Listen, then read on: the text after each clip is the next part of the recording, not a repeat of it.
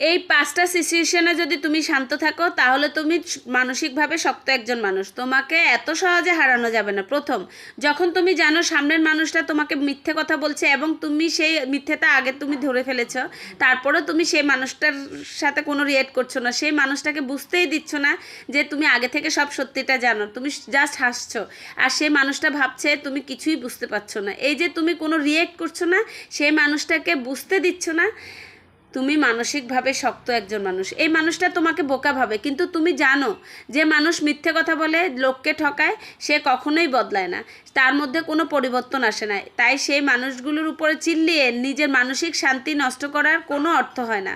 তাই তুমি হেসে জাস্ট সেখান থেকে বেরিয়ে আসো। তাই সেখান থেকে তুমি তাকে বুঝতে দাও না যে তুমি সবটুকাই জানতে।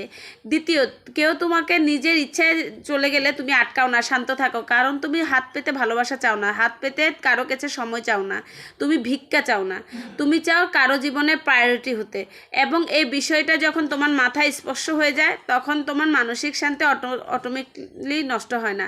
তোমাকে কেউ ছেড়ে গেলে সে বিষয়টা নিয়ে তুমি এতটা ভাবো না, তুমি প্র্যাকটিক্যালভাবে ভাবার চেষ্টা করো। তোমার বারবার এটাই মনে হয় যে মানুষটা থাকার সে থাকবে, আর যে থাকার না সে চলে যাবে, হাজার চেষ্টা করেও সে মানুষটাকে জীবনে রাখা যাবে না। আর এই ধারণাটা যখন তোমার মাথায় চলে আসে তখন কেউ সহজে তোমাকে কষ্ট দিতে পারবে না। একটা মানুষ তোমার জীবন থেকে যাওয়াটাই তোমার জন্য সেটা সাধারণ বিষয় মনে হবে, আর এই মনে হওয়ার জন্যই তোমার মানসিক শান্তি অত সহজে নষ্ট হবে না।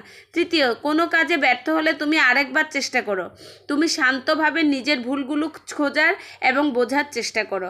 তুমি বারবার দেখো কোথায় ভুল হয়েছে, কি করলে সেই জায়গাগুলো থেকে বেরিয়ে আসা যাবে, কি করলে তুমি ব্যর্থ হতে হবে না, এবার সফল হবে। তুমি নিজের ভুলগুলোকে খুব সিরিয়াসলি নাও, তুমি শান্তভাবে সেগুলো অ্যানালাইজ করো, আর এই বিষয়টাই প্রমাণ করে তুমি মানসিকভাবে একজন শক্তিশালী মানুষ। আজকে তুমি হেরে গেলে কালকে যখন সকালবেলা আবার তুমি উদ্যমে কাজ করো, তুমি কাল কি হয়ে গেছে সেটা নিয়ে বসে থাকো না।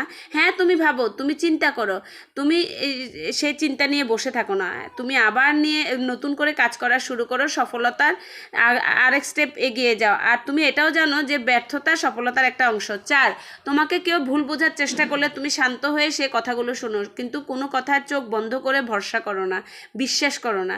তুমি আগে যাচাই করো সে যেগুলো বলছে সেগুলো কি সত্যি কথা, কতটা ঠিক, কতটা সত্য কথা বলছে, এগুলো তুমি যাচাই করে তারপরে বিশ্বাস করো। তুমি আগেই সেগুলো বিশ্বাস করো না, আগেই চোখ বন্ধ করে সেটা ভরসা করে সে মানুষটার সাথে খারাপ ব্যবহার করো না, আগে যাচাই করো তারপর বিশ্বাস করো। আর তুমি রিয়েক্ট করো না, এত সহজ না।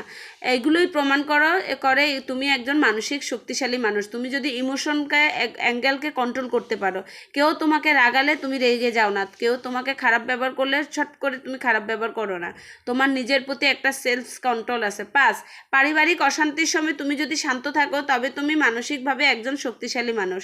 দেখো, তোমার পরিবারকে তুমি ফেলে দিতে পারো না, তারা তোমার জীবনের অংশে তোমার শেষ দিন অবধি তোমার সাথে থাকবে, কিন্তু তাদের মধ্যে সমস্যা হবে, কারণ হাতে 5টা আঙ্গুল সমান নয়। তাই তারা সমস্যা করবে যখন, তো অশান্তি করবে যখন তুমি নিজেকে শান্ত রাখবে। তুমি যদি অ্যাগ্রেসিভ হয়ে যাও, তুমি যদি তাদের সাথে চিৎকার করো, চিল্লাচিল্লি করো, তোমার মানসিক সমস্যা হবে। তুমি কিন্তু তোমার কাজে ফোকাস করতে হবে, তোমার লাইফের সবথেকে গুরুত্বপূর্ণ সময়টা ওই অশান্তির জন্য নষ্ট হতে দিবা না।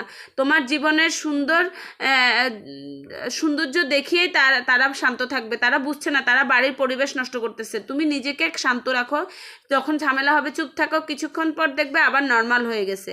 তোমার মানসিক শান্তিটা বজায় থাকুক, নিজেকে শান্তে রাখো, নিজেকে শক্ত রাখো। জীবনটা তোমাকে নিজের জীবনটা সুন্দর করে গুছিয়ে নিতে হবে, এটাই প্রায়োরিটি, এটাই হচ্ছে সফলতা।